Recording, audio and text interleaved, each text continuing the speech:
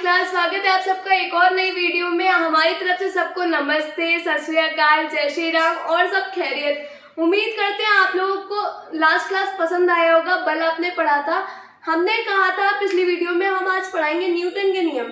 तो आज हम न्यूटन के नियम लेके आए आप लोगों के लिए। सबसे पहले न्यूटन के नियम, नाम जानते हैं। नियम को चलो मतलब जानते होंगे आप लोग, रूल, प्रिंसिपल, सिद्धांत, इन सबको बोलते हैं नियम।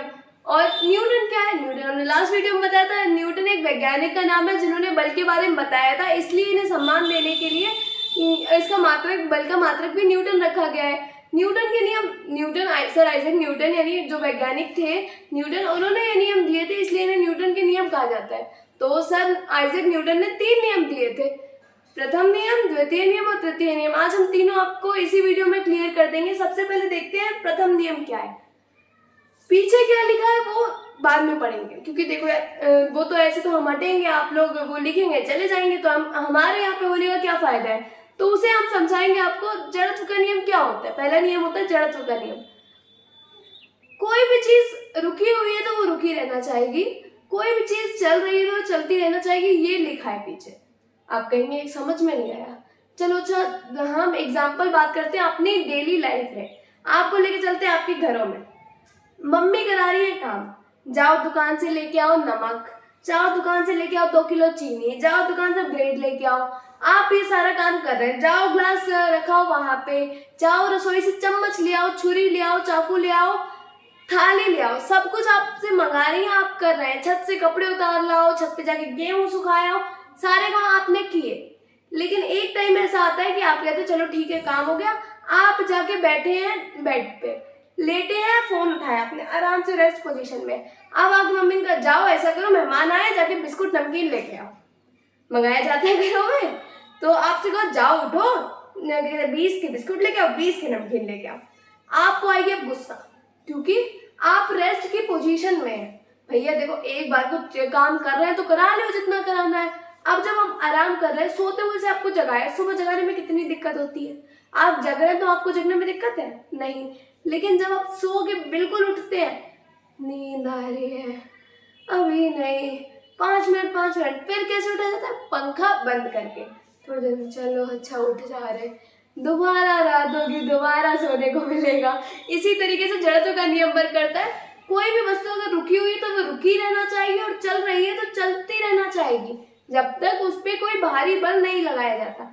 बल, पापा मम्मी आई, जैसे हमारे सभी घरों में होता है, मम्मी आई, उठ जाओ, हाँ 5 मिनट उठ रहा है, पापा आए, उठ जाओ, 3 तक गिनेंगे, उठ जाओ, 1 2, भैया 3 कभी नहीं गिना जाता है, बच्चा उठ ही जाता है।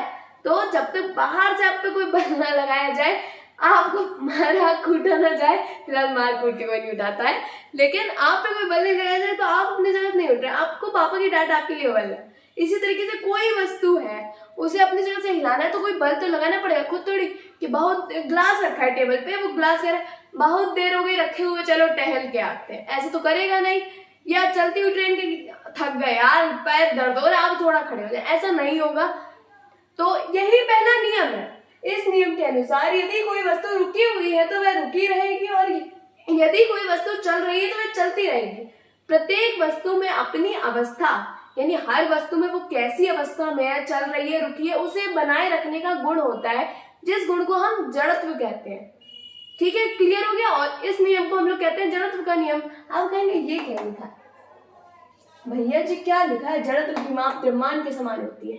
तो ये एक बहुत इंपॉर्टेंट पॉइंट है, यहाँ पे लिखना भूल गए, इंपॉर्टेंट भैया जे याद कर लो, 1 नंबर में पूछा जाता है, आपके पेपर में लिख के आएगा जड़त्व की माप किसके समान होती है।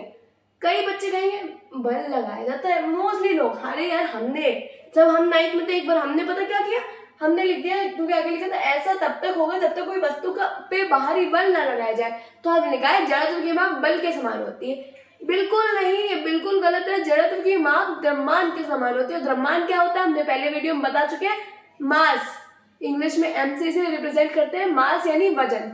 ठीक है, पहला नियम क्लियर हो गया कि रुकी हुई वस्तु रुकी रहना चाहिए और चलती हुई वस्तु चलती रहना चाहिए, जब तक उस पर कोई बाहरी बल ना लगाया जाए।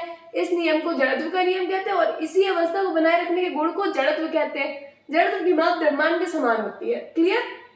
अब हम लोग सेकेंड टॉपिक देखते हैं, मतलब इसका दूसरा नियम देखते हैं, द्वितीय नियम। अब कहीं यहाँ तो बहुत कुछ मैथ वाली इंग्लिश लिखी हुई है, इसे समझते हैं।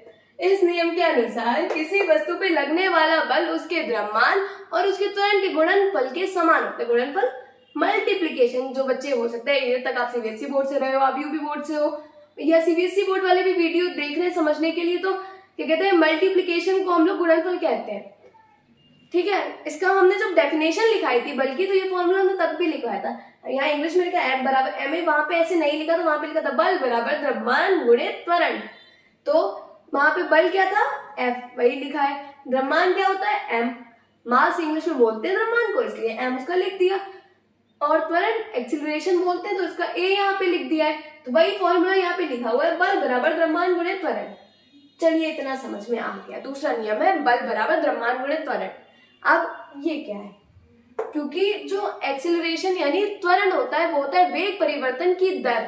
अब दर क्या होता है, जब भी किसी चीज के बटे में समय यानी टाइम को रखते हैं तो हम वहां पे दर बोलते हैं। तो वेग, और ये जो आप कहेंगे ट्रायंगल क्या बना भैया, ये ट्रायंगल कहाँ से आ गया, हम तो साइंस पढ़ रहे थे, ये ट्रायंगल तो मैथ का हो गया, ड्राइंग का हो गया। इस ट्रायंगल को हम लोग पढ़ेंगे डेल्टा, और इसका मतलब होता है परिवर्तन यानी चेंज हो रहा है, वेलोसिटी में चेंज यानी वेग में चेंज। वेग परिवर्तन की दर को त्वरण कहते हैं। त्वरण की परिभाषा ये हो गई, अभी आपको आगे लिखवाया भी जाएगा। आपको ये चीज पहले से पता है, वेग परिवर्तन की दर को त्वरण कहते हैं। तो ए का फॉर्मूला ये है, तो कोई गलत बात नहीं होगी कि हम ए की जगह अगर ये लिख दें, ये भी इसी के बराबर है, तो यही चीज यहाँ पे हमने लिख दी। ठीक है, अब क्या होता है, एक चीज होती है संवेग, जिसे हम लोग पी से लिखते हैं, जिसका फॉर्मूला होता है द्रव्यमान गुणे वेग। तो यहाँ पे द्रव्यमान भी है और वेग भी है, तो भैया सॉरी, वो भी तो ये मानेगा कि हम देखो यहाँ पे इसकी जगह ये रखा, तो अब वो कहेगा हमारा भी तो फॉर्मूला बन रहा है, पी आया लेने चलो, एक ही जगह तुमने तो रख दिया delta V upon delta T. अब ये बताओ m into delta V, m into V, यहाँ पे p भी तो बन रहा है, हमें काय नहीं रखा, तो उसके साथ तो गलत बात हो जाएगी ना, और नाइंसाफी नहीं होनी चाहिए। तो वही हमने इसका बना दिया delta P upon delta T. तो अब अभी आपने पढ़ा परिवर्तन की दर बटे में समय है, तो दर है, तो एक तरीके से ये भी डेफिनेशन बन गई संवेग परिवर्तन। संवेग यानी पी, परिवर्तन के लिए यहाँ पे डेल्टा हम लोगों ने लगाया ही हुआ है, और बटे में अगर समय है तो यहाँ पे दर बनेगी, तो वे संवेग परिवर्तन की दर बल के समान होती है। ये रहा आपका दूसरा नियम। पहला नियम जड़त्व का नियम, रुकने वाली वस्तु रुकी है, चलने वाली चल रही है, इसकी माप द्रव्यमान के बराबर होती है। दूसरा नियम बल बराबर द्रव्यमान गुणे त्वरण। देखिए हम देख के थोड़ी बोल रहे हैं, ऐसे आपको भी आ जाएगा। फिर क्या कहते हैं, जो त्वरण होता है वो होता है delta V upon delta T, यानी वेग परिवर्तन की दर, तो रख दिया। अब उधर से आए हैं पी यानी संवेग। वो कह रहे ये क्या बात हुई, एक ही जगह तुमने रख दिया, अब हमारा भी तो पी बन रहा है, उसे कहाँ नहीं रख रहे हो, इसलिए हम लोगों ने यहाँ पे पी भी रख दिया। तो हम लोग को क्या एक और डेफिनेशन मिल गई, संवेग परिवर्तन की दर को बल कहते हैं। अब तीसरा नियम पढ़ेंगे हम, पहले तीसरा नियम बता दे रहे हैं आप लोग को।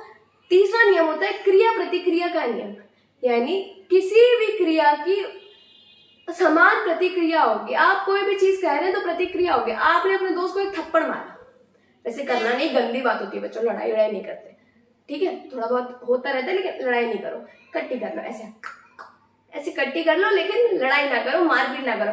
हम एक एग्जांपल लेते हैं, आपने अपने दोस्त को एक थप्पड़ मार दिया। अब दोस्त अगर अच्छा है तो छोड़ देगा, लेकिन अगर दोस्त अच्छा नहीं है तो क्या करेगा, आपकी क्रिया की प्रतिक्रिया देगा, आपके एक्शन का एक रिएक्शन देगा, आपको भी उतने तेज थप्पड़ मारे। अब क्रिया प्रतिक्रिया का नियम हम लोग पढ़ेंगे, यानी न्यूटन का तीसरा नियम हम लोग पढ़ेंगे। जैसे कि अभी आपको हमने थप्पड़ वाले एग्जांपल बताया, ऐसे फिलहाल प्रैक्टिकल बिल्कुल ना करना, गलत बात होती है।